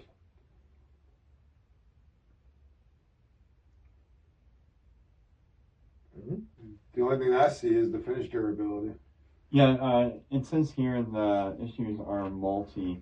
Early 40 Glocks came with a little loose tolerances in the chamber area, and some of the hotter loads with weaker brass tend to split and go boom there. The other is the shooting of plain lead bullets. A lot of people don't know how to recognize or to clean the lead squids. fouling. They're getting Yeah. squids. Yep. Mm-hmm. I'm not saying it's Glocks. That was an ammo and that's the ammo and I'm operator error. See, that's the funny thing about I guess. So you can't blame Glocks. Yeah, for that. that's the funny thing about people. Ultimately, is the reputation can be ruined because of user error. Yeah. That's And- why. Like look at Olay. Olay got nailed to the wall because of user error. And that's why they say before using your firearm, read manual. the owner's manual. Understand the weapon. Have you ever read I've one? never read the manual. Come on. Let's be honest. I mean, has anyone at this table ever sat down and read their owner's manual of their gun? I read it for my 10th hold on. Lafayette because I had a hell of a time disassembling it. Okay, that's I have disassembly. Never read one in my life. Yeah. I don't know why. I've never found this. Whatever. I When- like totally alright. up there. So I all right, wish no, some hold on. guns actually did come with an owner manual, though. I wish some guns actually did. they tell you how to take it apart. That'd be Like smart. old surplus. I wish they fucking staple them on there. Yeah, they did. They stapled them right to some grunt's head somewhere. I will say this. So on if it's my personal weapon, no, I don't. But like we had a guy, he got a Browning T-bolt. All right. Oh yeah. Yeah, I read on how to insert the bolt, everything that needed to be done for cleaning, just to make sure it was up to Browning specs. No. Right. Well, no. When it comes down to like It's because of that. figuring stuff out that has to be within specs, that's a different story. And then you go beyond the owner's manual. The owner's manual doesn't give you See- stuff that we have to learn.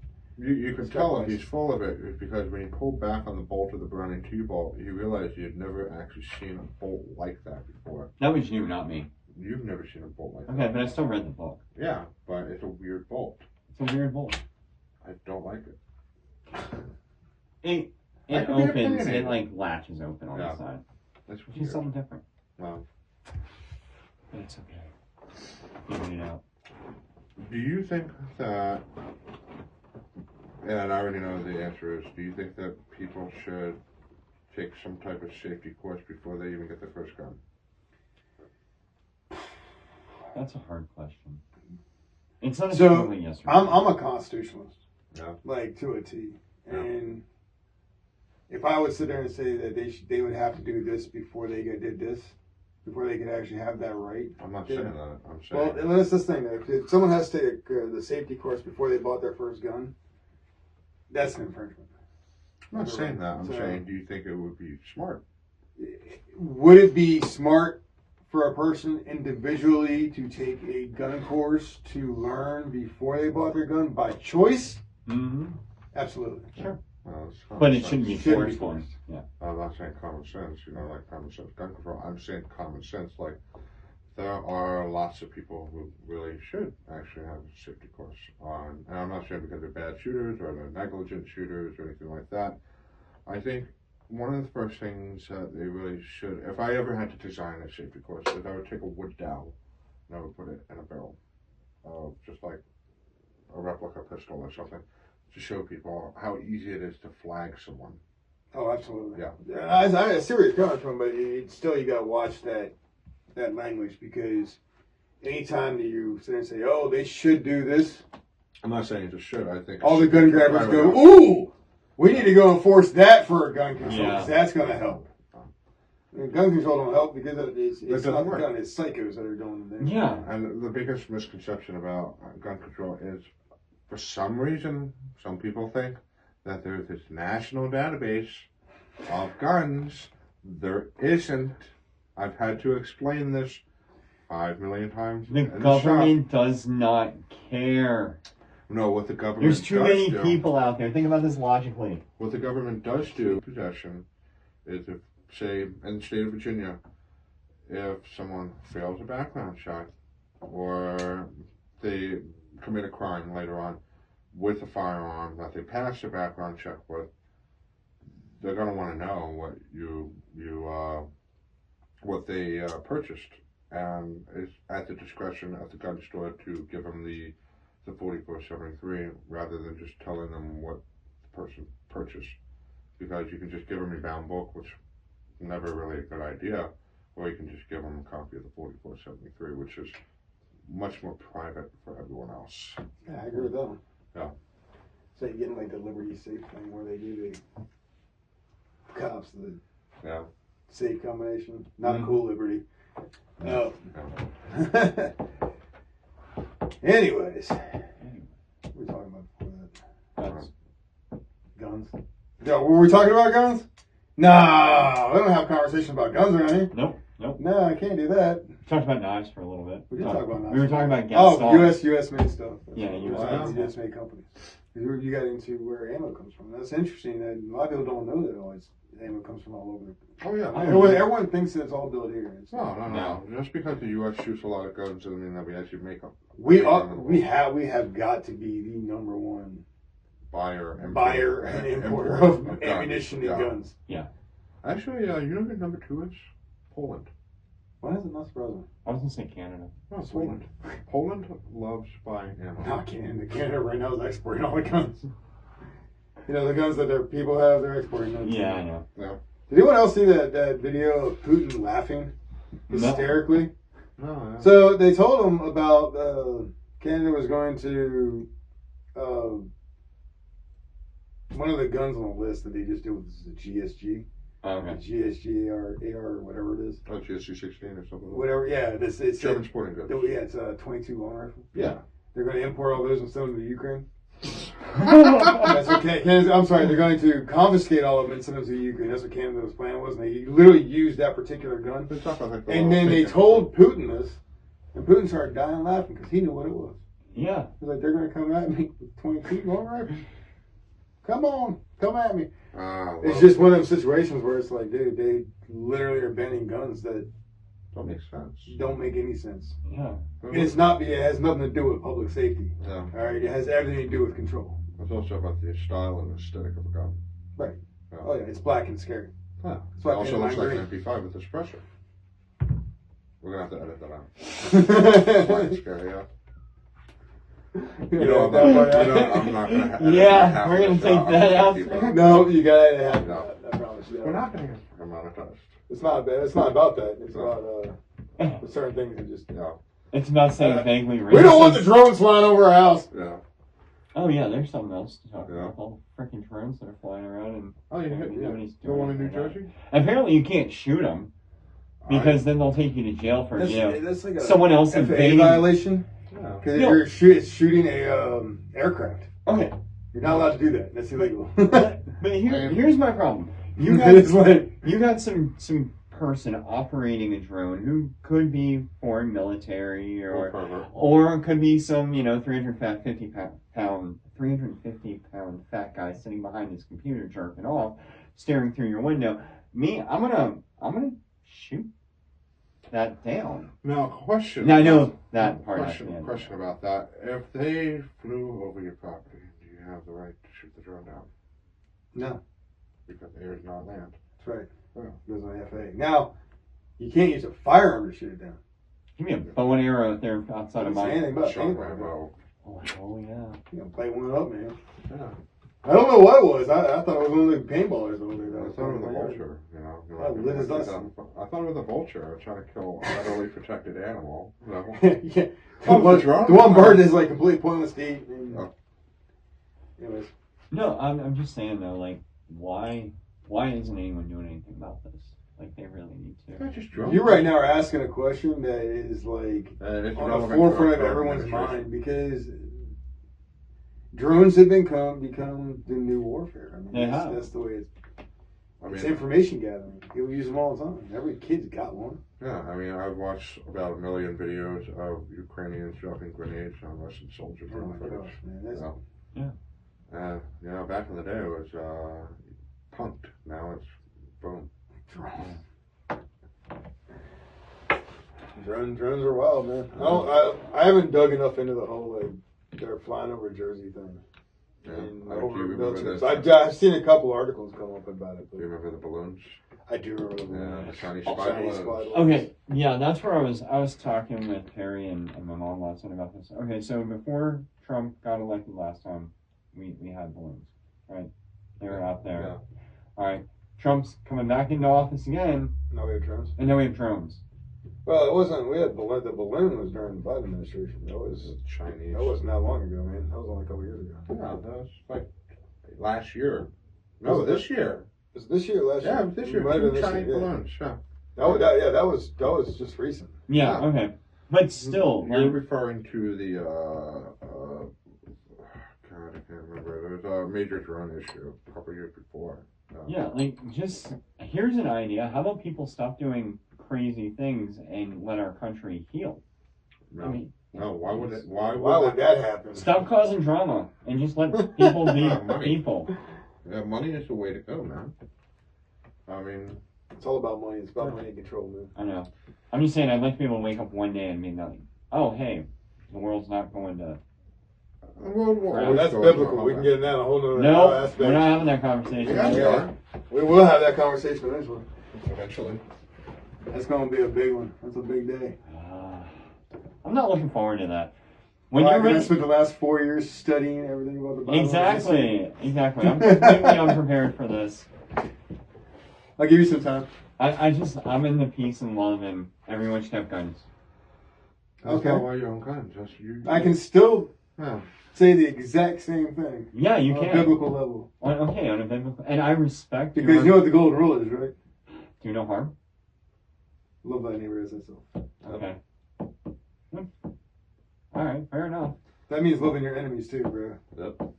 Love them to death. Welcome to. See, Jesus literally tells you to love overall I get that. everything. And I'm all for that. And I believe that there was a Jesus.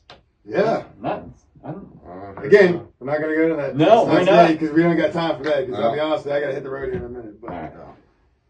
we'll do that next Friday. yeah. We can get into the biblical Uh, conversation. sweet. By the way, Biblical there is methods. another channel that I'm on, which is Roman Ministries. So you guys gotta look that up. 'Cause that's Bible camping and motorcycles. We should do a topic on old world weapons. Oh, What do you mean by that? Ballistas, all Ballistas, Roman stuff. that. Catapults, We should build one. I have built one. You know, I built a ballista. Wow. We used garage springs and 4x4, hollowed that out. Got a metal spike to put in It'd be there. fun to build a catapult. Yeah, I've never built a catapult. we can build a catapult. Y'all out there in Stay YouTube tuned, land, we're going to build a catapult. y'all out there in YouTube land, we need a lot of likes to build a catapult. Yeah, please. And a lot of subscribers. Do that. We get enough subscribers, we will build a catapult. We'll even Promise you. fire something from it. Ah. Oh, hell yeah. man. Giant pumpkin Uh-huh. or bigger. Huh? I see where that mind's going. No bowling balls. Bowling ball. I was actually going to say something with Tannerite. That's even worse. I don't know if that would work though, because Tannerite's a. You gotta shoot it. You gotta It's got it needs a count. velocity. So. Yeah. That's there's a word for that. I can't. Yeah, think bowling of balls it. would be a bad idea. But all we need is like pine tar, and we could light that on fire. YouTube channel. Remember. Yeah. Yeah. All right. Never mind. By the way, don't do this at home, kids. No, This is for entertainment purposes only. As you can see, we did about 30 Wow. minutes of gunsmithing, and then the rest we just devolved into whatever. This is the typical day in a gun store. Yeah. Very typical. Everyone thinks gun stores were, in our noses and, books reading about gun laws. No, 90% of the time, we're We're just mostly trying BSing to, and stuff. It's find the modern day barbershop. It is. Well, the modern day barber shop. A lot of people just go to a gun store to talk, and that's the new normal. And we welcome that. Yes, Yeah. please. We welcome that a lot. Come in, come talk to us. Have a good time. I was actually telling someone about this earlier. Their customer came in, and I was like, "Yeah, we Come get stuff on YouTube. we are a modern day barber shop, and it's all about having the community come in, sharing stories and camaraderie Like we've got to sit down with Ed, man, because he's here every day. every day for like a year. Ed has come 2 in years. Like 2 years. Yeah. I mean, that's a he's a That's daily. dedication now. Not Like, he's a dedication, fixture here, man. Yeah. Yeah, You know, and he's it's literally our he's, unofficial mascot. like if you sit there and go to like the old barbershops, like I know, but I don't know, your hair's curly enough. You might be able to be honest. But when I grew up in the city, you go to the barbershop, man, and there's always the one guy who's there every single day, and he wasn't a barber. Yeah. You know, and it was always funny because I was adopted, so my mom's very white, and I'm very, very Spanish, and I have very, very curly hair. So she would take me to a black barbershop, so they would cut my hair. That's one of those things, man. And then that's that you go into these barbershops and you have a good time, you know, and that's the.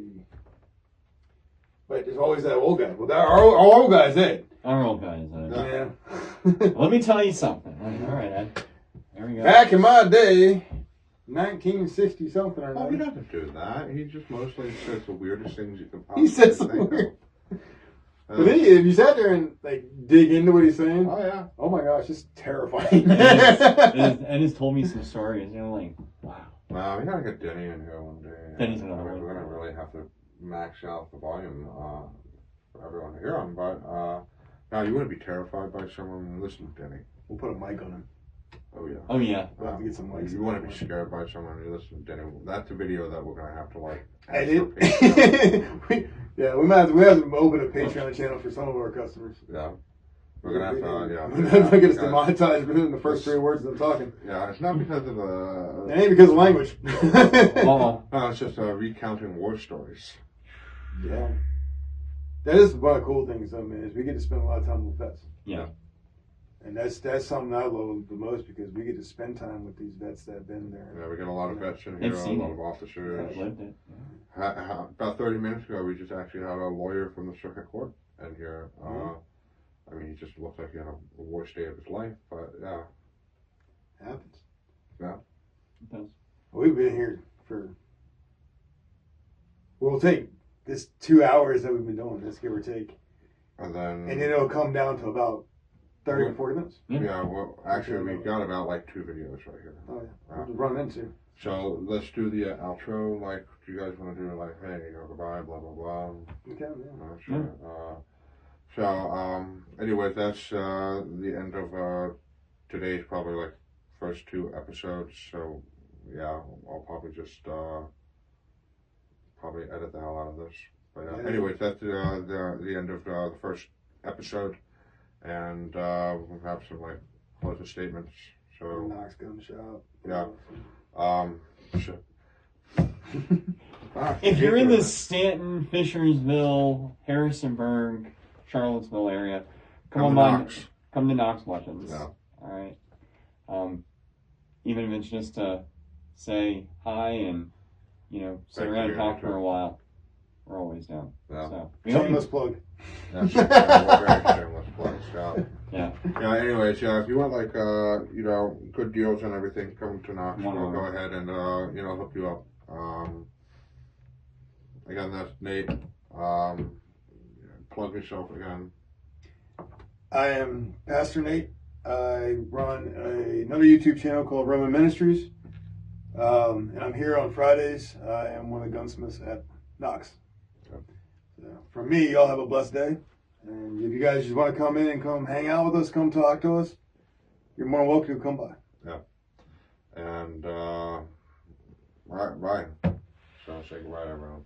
Bye, everyone. Be safe. Remember, practice good gun safety, too, please. Yeah, please. Amen to that. Yeah, well, sure, you'll do this to yourself.